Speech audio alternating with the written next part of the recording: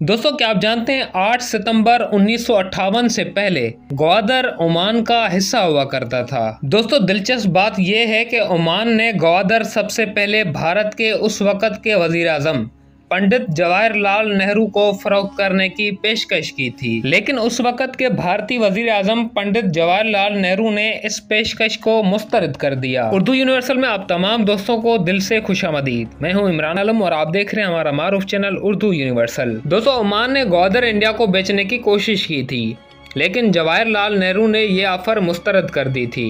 आज इंडिया में इस वजह से नेहरू पर सबसे ज़्यादा तनकीद की जाती है। 1783 में ओमान के सुल्तान बेदखल होकर यहाँ आए। खान ऑफ कलात ने ग्वादर इनको बतौर जागीर दे दिया। सुल्तान ने जब ओमान में सल्तनत वापस हासिल की तो ग्वादर को ओमान में शामिल कर लिया। यूं ग्वादर तकरीबन 175 साल तक ओमान के पास रहा। ओमानी हुकूमत यहाँ से न सिर्फ टैक्स वसूल करती थी, बल्कि इसका गवर्नर, इंतज़ामिया और फौजी अमला भी ओमानी ही होते थे। दोस्तों, ग्वादर में ओमानी करेंसी चलती थी और लोग ओमान के शहरी कहलाते थे। ये कब्ज़ा बरतानवी राज के ज़माने में भी बरकरार रहा, क्योंकि बरतानवी हुकूमत ने ओमानी सल्तनत के उस कब्ज़े को तस्लीम किया हुआ था। दोस्तों, जब पाकिस्तान बना तो फिर एक दिलचस्प सूरत हाल पैदा हुई। जब पाकिस्तान ने ओमान से रब्ता किया तो ओमान का जवाब हैरान कुन था। इससे पहले 1950 के अशरे में जब पाकिस्तान बन चुका था तो ओमानी हुकूमत ने माली मुश्किलात के बायस ग्वादर को फ़रोख्त करने की ख्वाहिश ज़ाहिर की।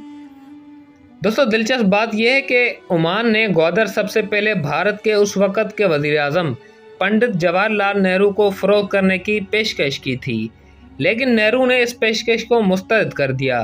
भारतीय मौरख S.J. जसवाल अपनी किताब Indian ocean and India security में लिखते हैं कि नेहरू की हुकूमत ग्वादर को भारत का हिस्सा बनाने में दिलचस्पी नहीं रखती थी, क्योंकि वो इस खित्ते को स्ट्रेटेजिक अहमियत देने के हक में नहीं थे। नाज़रीन ग्रामी, पाकिस्तान ने 4 साल तवील मुज़ाकरात के बाद ग्वादर खरीदा। पाकिस्तान ने 1954 में बाकायदा तौर पर ओमान से ग्वादर के हुसूल के लिए मुज़ाकरात का आगाज़ किया। ये मुज़ाकरात इंतहाई पेचीदा और सब्र आज़मा थे, क्योंकि ओमान इब्तदाई तौर पर ग्वादर की कीमत बहुत ज़्यादा मांग रहा था।